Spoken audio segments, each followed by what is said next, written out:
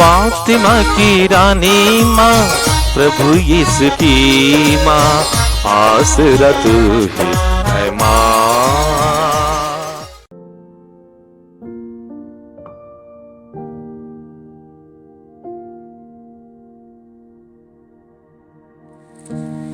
पहला पाठ समूएल का पहला ग्रंथ, अध्याय 9, पद संख्याएं 1 से 4, 17 से 19, अध्याय 10, पद संख्या 1 तक।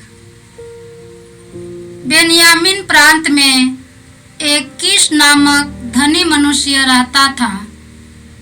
वह अबीएल का पुत्र था। अबीएल सरोर का, सरोर बकोरत का, और बकोरत अफिया का पुत्र था। कीश के एक साउल नामक नौजवान और सुंदर पुत्र था। इस्राएलियों में साउल से सुंदर कोई नहीं था। वह इतना लंबा था कि उसका सिर और कंधे दूसरे लोगों के ऊपर हो जाते थे। किसी दिन साउल के पिता कीश की गदहियां भटक गई थी। उसने अपने पुत्र साउल से कहा, किसी नौकर के साथ गदहियों को खोजने जाओ। साउल ने इफ्राइम का पहाड़ी प्रदेश और शालीशा प्रांत पार किया, किंतु गदहियों का पता नहीं चला। इसके बाद वे शाआलिम प्रदेश और बेन्यामीन प्रदेश पार कर गए, किंतु वहां भी गदहियों का पता नहीं चला। समूएल ने जैसे ही साउल को देखा, प्रभु ने उसे यह सूचना दी, यही वह है जिसके विषय में मैं तुमसे कह चुका हूँ। यही मेरी प्रजा का शासन करेगा। साउल ने फाटक पर समूएल के पास आकर कहा, कृपया मुझे यह बता दे कि दृष्टा का घर कहाँ है। समूएल ने साउल को उत्तर दिया, मैं ही दृष्टा हूँ। मेरे आगे पहाड़ी पर चढ़ो। तुम आज मेरे साथ भोजन करोगे। मैं कल सवेरे तुम्हें विदा करूँगा और जिसके बारे में तुम चिंता कर रहे हो वह भी तुम्हें बताऊंगा। समूएल ने तेल की शीशी लेकर उसे साउल के सिर पर उड़ेला। इसके बाद उसने उसका चुंबन किया और कहा, प्रभु ने अपनी प्रजा के राजा के रूप में तुम्हारा अभिषेक किया है। तुम प्रभु की प्रजा का शासन करोगे और उसे उसके चारों ओर के शत्रुओं से मुक्त करोगे। यह प्रभु की वाणी है। ईश्वर को धन्यवाद। भजन अनुवाक्य। हे प्रभु, तेरे सामर्थ्य के कारण राजा आनंदित है। हे प्रभु, तेरे सामर्थ्य के कारण राजा आनंदित है। हे प्रभु, तेरे सामर्थ्य के कारण राजा आनंदित है। वह तेरी सहायता पाकर आनंद मनाते हैं। तूने उनकी अभिलाषा पूरी की। तूने उनकी प्रार्थना नहीं ठुकराई। अनुवाक्य। हे प्रभु, तेरे सामर्थ्य के कारण राजा आनंदित है। हे प्रभु, तेरे सामर्थ्य के कारण राजा आनंदित है। तूने उन्हें भरपूर आशीर्वाद दिया। तूने उन्हें परिष्कृत स्वर्ण का मुकुट पहनाया। उन्होंने तुझसे जीवन का वरदान मांगा और तूने अनंत काल तक उनके दिन बढ़ा दिए। अनुवाक्य। हे प्रभु, तेरे सामर्थ्य के कारण राजा आनंदित है। हे प्रभु, तेरे सामर्थ्य के कारण राजा आनंदित है। तेरी सहायता से उनका यश फैल गया। तूने उन्हें प्रताप और ऐश्वर्य प्रदान किया। तूने उन्हें चिरस्थायी आशीर्वाद दिया। वह तेरा सानिध्य पाकर आनंदित है। अनुवाक्य। हे प्रभु, तेरे सामर्थ्य के कारण राजा आनंदित है। हे प्रभु, तेरे सामर्थ्य के कारण राजा आनंदित है। जय घोष, हालेलुया। प्रभु ने मुझे दरिद्रों को सुसमाचार सुनाने और बंदियों को मुक्ति का संदेश देने भेजा है। हालेलुया। प्रभु आप लोगों के साथ हो और आपकी आत्मा के साथ। संत मार्कुस के अनुसार पवित्र सुसमाचार। हे प्रभु, तेरी महिमा हो। अध्याय 2 पद संख्याएं 13 से 17 तक। यीशु फिर निकलकर समुद्र के तट गए।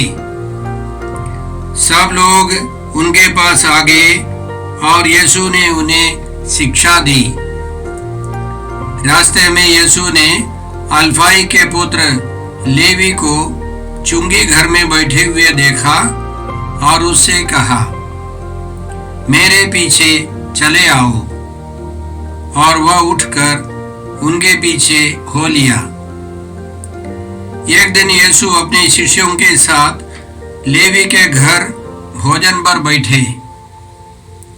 बहुत से नाकेदार और पापी उनके साथ भोजन कर रहे थे, क्योंकि वे बड़ी संख्या में यीशु के अनुयायी बन गए थे। जब फरीसी दल के शास्त्रियों ने देखा कि यीशु पापियों और नाकेदारों के साथ भोजन कर रहे हैं, तो उन्होंने उनके शिष्यों से कहा, वे नाकेदारों और पापियों के साथ क्यों भोजन करते हैं? यीशु ने यह सुनकर उनसे कहा, निरोगों को नहीं, रोगियों को वैद्य की जरूरत होती है। मैं धर्मियों को नहीं, पापियों को बुलाने आया हूँ। प्रभु का सुसमाचार। हे क्रिस्त, तेरी स्तुति हो। जय यीशु क्रिस्त में प्रिय भाई और बहनों, आज का पहला पाठ शमूएल के पहले ग्रंथ से है।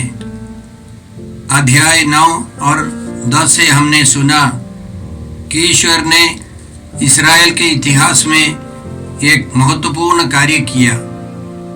सबसे पहले इस्राएलियों को एक राजा मिला। साउल के पहले ईश्वर ने न्यायकर्ताओं को भेजकर इस्राएलियों पर शासन किया, इस्राएलियों को रास्ता दिखाया। आसपास के देशों में राजा थे, लेकिन इस्राएल में उनका मानना था कि ईश्वर उनका राजा है। लेकिन आसपास के लोगों को देखकर इस्राएलियों के मन में एक विचार आया कि हमको भी राजा चाहिए। लोगों के आग्रह के कारण ईश्वर ने शमूएल से कहा कि एक राजा को अभिषेक देना है। तो इसकी पृष्ठभूमि में ईश्वर ने एक योजना बनाई। बेन्यामीन प्रांत के कीश नामक एक धनी मनुष्य का एक बेटा था। उस युवक का नाम था साउल। वो सुंदर ऊंचे कद का उस व्यक्ति को ईश्वर ने पहले राजा के रूप में, प्रथम राजा के रूप में अभिषेक किया। उसकी तैयारी के लिए ईश्वर ने ऐसी योजना बनाई कि कीश की गदहियां भटक गई। उसने अपने बेटे से कहा, किसी नौकर को लेकर खोजो गदहियों को खोज कर लाओ। और वे गए, उन्होंने गदहियों को नहीं मिला। लेकिन ईश्वर की योजना के अनुसार उन्होंने समूएल से, नबी समूएल से मिला, और ईश्वर ने समूएल से कहा, यही तो है, इसको राजा के रूप में, इस्राएल के प्रथम राजा के रूप में अभिषेक करना है। और उसका अभिषेक किया गया। अंतिम में हमने इसी तरह सुना, समूएल ने तेल की शीशी लेकर उसे शाऊल के सिर पर उंडेला। इसके बाद उसने उसका चुंबन किया और कहा, प्रभु ने अपनी प्रजा के शासक के रूप में तुम्हारा अभिषेक किया है। तो ईश्वर ने शाऊल को इस्राएल के प्रथम राजा के रूप में अभिषेक किया। वह बेन्यामीन गोत्र का था। उस गोत्र के सबसे छोटे कुल का व्यक्ति था। फिर भी ईश्वर ने इस्राएल के प्रथम राजा के रूप में उसे नियुक्त किया। हम जानते हैं इसके बाद ईश्वर ने दाऊद, यूदा गोत्र के युवक को राजा के रूप में, दूसरे राजा के रूप में अभिषेक किया। तो आज हम लोग ईश्वर की बुलाहट के बारे में सुनेंगे। ईश्वर हर एक व्यक्ति के लिए, एक एक व्यक्ति के लिए अलग अलग योजना बनाता है। ईश्वर के पास हर एक व्यक्ति के लिए अलग अलग योजना है। हमने अक्सर सुना है, यिर्मयाह नबी के द्वारा ईश्वर कहता है, मैं तुम्हारे लिए निर्धारित अपनी योजनाएं जानता हूं, तुम्हारी हित की योजनाएं, अहित की नहीं, आशामय भविष्य की योजनाएं। हर एक व्यक्ति के लिए ईश्वर के पास एक योजना है।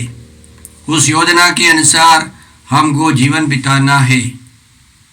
ईश्वर ने शाऊल को अनादिकाल से चुना था इस्राएल के प्रथम राजा के रूप में।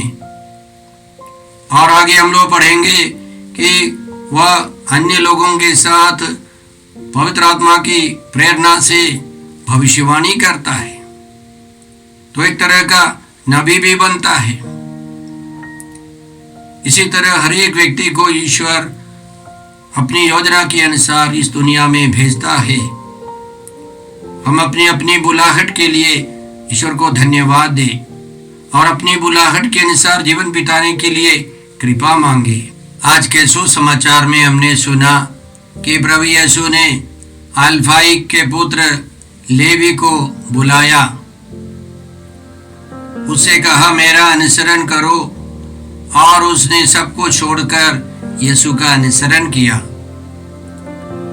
इस पाठ की शुरुआत में हमने सुना कि प्रभु यीशु समुद्र के तट पर गए, वहां उपस्थित लोगों को उन्होंने शिक्षा दी। तो आज के पाठ में कई रहस्य है, कई मुद्दे हैं जिन पर हम लोग मनन कर सकते हैं।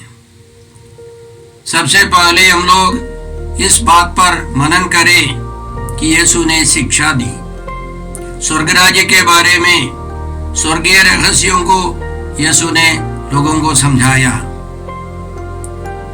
तो हमारे जीवन में भी धर्म शिक्षा, महान रहस्यों के बारे में शिक्षा अनिवार्य है।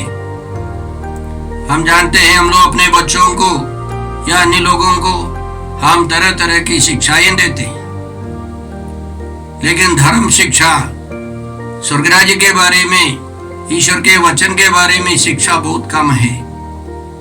घर में हो या स्कूल में या पैरिश में, चर्चों में,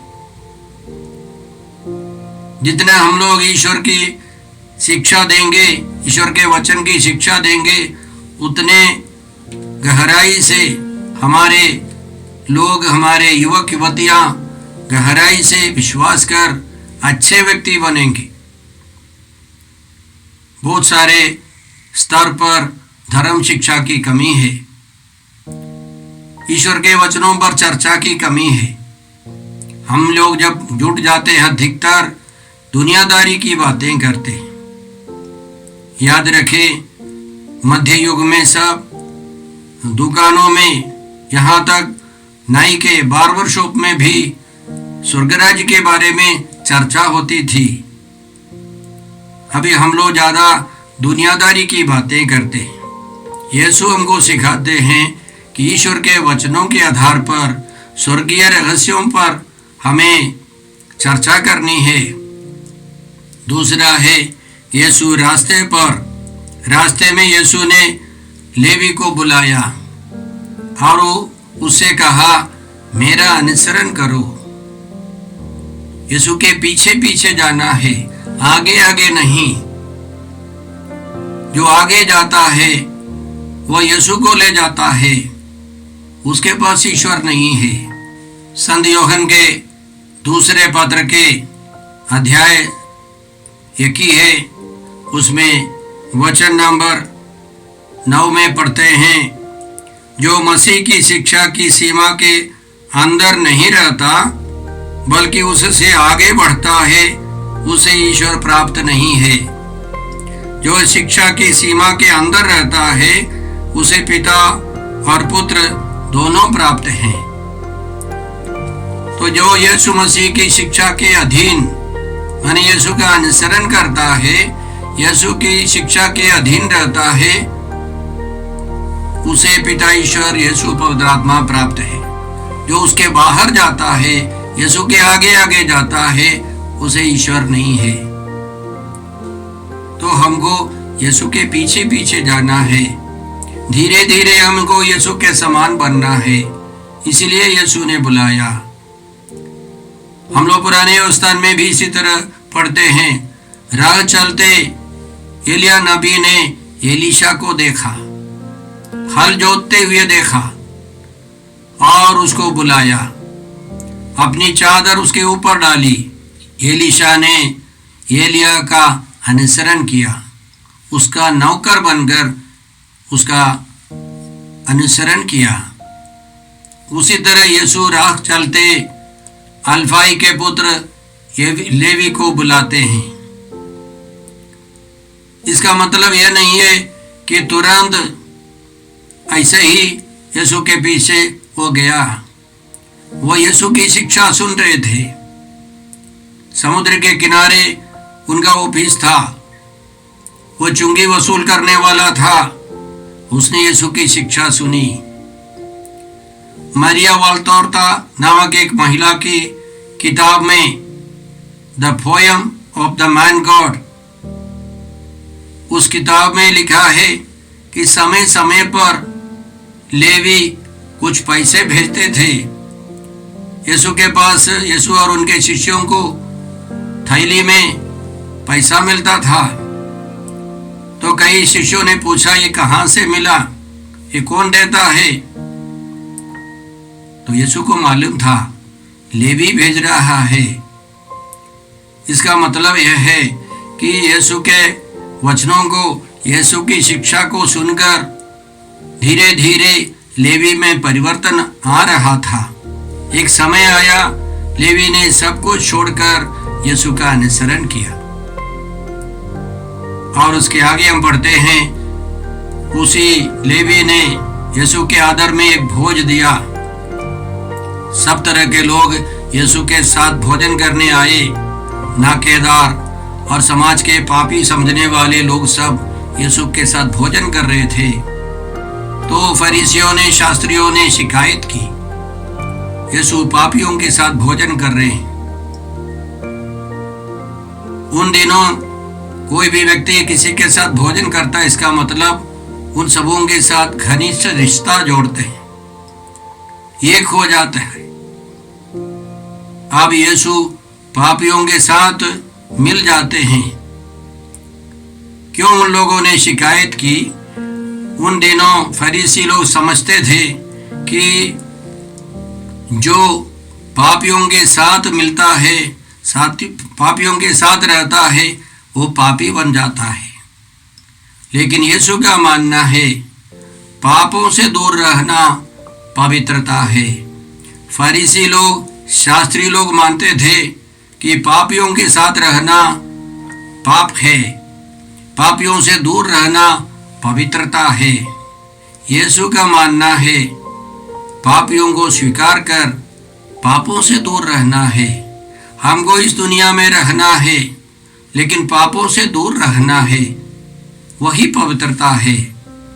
और आगे यीशु कहते हैं कि निरोगों को नहीं, रोगियों को वैद्य की जरूरत होती है। मैं धर्मियों को नहीं, पापियों को बुलाने आया हूं। हम जानते हैं रोगी डॉक्टर के पास जाते हैं। एक तंदुरुस्त व्यक्ति, अच्छे स्वास्थ्य का मालिक, वो डॉक्टर के पास नहीं जाता है, रोगी जाता है। इसी तरह यीशु पापियों को बुलाने आए हैं। संत लूकास के सुसमाचार में पढ़ते हैं, यीशु कहते हैं मैं पापियों को पश्चाताप के लिए बुलाने आया हूं, पवित्रता के लिए बुलाने आया हूं। तो इसका मतलब यीशु धर्मियों को नहीं चाहते। यीशु बाइबल के आधार पर कहते हैं। स्तोत्र 53 में पद संख्या 4 में हम लोग इस प्रकार पढ़ते हैं, सबके सब भटक गए हैं, सब समान रूप से भ्रष्ट हैं, उनमें कोई भलाई नहीं करता, नहीं एक भी नहीं। इसको लेकर रोमियों के नाम पत्र अध्याय 3 पद संख्या 10 में संत पौलुस लिखते हैं, सबके सब पापी हैं। इस दुनिया में कोई पवित्र व्यक्ति नहीं है। संत यूहन्ना बपतिस्ता को यीशु ने गर्भावस्था में पवित्र किया। माता मरियम निष्कलंक होकर इस दुनिया में आई। यीशु ईश्वर के पुत्र पवित्र हैं। इन तीनों के अलावा कोई भी व्यक्ति इस दुनिया में नहीं आया है जो बिल्कुल टोटल पवित्र है। इसलिए यीशु हम सबों को, सभी पापियों को पवित्रता के लिए बुलाने आए हैं, पश्चाताप के लिए बुलाने आए हैं। तो आज के सब पाठों को, सब वचनों को हम ध्यान देंगे, उन पर मनन करेंगे, तो बुलाहट की बात आती है। ईश्वर ने हमको बुलाहट दी है। ईश्वर क्यों हमको बुलाते हैं? हमको राजा के रूप में, पुरोहित के रूप में, नबी के रूप में हमको अभिषेक देते हैं। जो बपतिस्मा लेता है वह यीशु मसीह की कृपा से, यीशु मसीह की योग्यता से वह राजकीय अवस्था में स्तर पर पहुंच जाता है। वह एक पुरोहित, विशेष पुरोहित स्तर पर चढ़ जाता है और वह नबूवत करने, प्रभु के लिए भविष्यवाणी करने के लिए योग्य बनता है। तो इसलिए संत पेतरुस कहते हैं, संत पेतरुस के पहला पत्र अध्याय 2 में पद संख्या 9 में इस प्रकार पढ़ते हैं, आप लोग चुने हुए वंश, राजकीय याजक वर्ग, पवित्र राष्ट्र और ईश्वर की निजी प्रजा हैं, जिससे आप उसके महान कार्यों का बखान करें। आप पवित्र व्यक्ति हैं, आप राजकीय याजक वर्ग हैं, राजा है, पुरोहित है, ईश्वर के महान कार्यों का बखान करने वाले, भविष्यवाणी करने वाले नबी हैं। संत यूहन्ना अपने प्रकाशन ग्रंथ में लिखते हैं, यीशु हमको प्यार करते हैं, उन्होंने अपने रक्त से हमें पापों से मुक्त किया और अपने ईश्वर और पिता के लिए हमें याजकों का राजवंश बनाया। याजकों का राजवंश। तो ईश्वर हमको बुलाता है, हर एक व्यक्ति को बुलाता है राजाओं के अधिराज यीशु के समान बनने के लिए, पुरोहितों के महापुरोहित यीशु के समान बनने के लिए। और यीशु हमको आदेश देते हैं, दुनिया के, संसार के कोने कोने में जाकर सारी सृष्टि को सुसमाचार सुनाओ, नबी बनो, तो हमारी बुलाहट राजा बनने के लिए, पुरोहित बनने के लिए, नबी बनने के लिए है। हम अपनी बुलाहट के लिए, अपने विश्वास के लिए धन्यवाद देकर प्रार्थना करते हैं संसार भर के सभी लोग इस बुलाहट पहचाने, इस बुलाहट के अनुसार जीवन बिता सके। हे अब्बा पिता, हे प्रभु यीशु, हे पवित्र आत्मा ईश्वर, आज के सारे पवित्र वचनों के लिए धन्यवाद देकर हम प्रार्थना करते हैं। जो इस बुलाहट को नहीं पहचानते हैं, करोड़ों करोड़ों लोग इस बुलाहट को पहचाने और ईश्वर की संतान का जीवन बिता सके। हमें प्रार्थना करते हैं प्रभु क्रिस्त के द्वारा। हमारे प्रभु यीशु क्रिस्त की कृपा, ईश्वर का प्रेम और पवित्र आत्मा का साहचर्य आप सबों को प्राप्त हो। आमीन। यीशु क्रिस्त में प्रिय भाई और बहनों, प्रभु यीशु ने हमें आदेश दिया है संसार के कोने कोने में जाकर सारी सृष्टि को सुसमाचार सुनाओ। सुसमाचार सुनने के लिए और सुनाने के लिए एक अच्छा मौका है।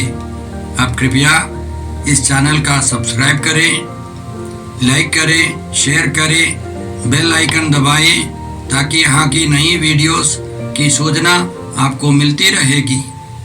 साथ साथ आप दूसरों को भी प्रेरणा दें इसका सब्सक्राइब करने के लिए।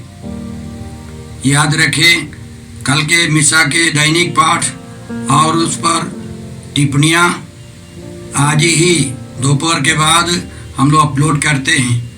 कृपया आज ही उसको सुनकर कल की तैयारी करें। प्रभु यीशु आपको और आपके परिवार को 100 गुनी आशीष देंगे। जय यीशु।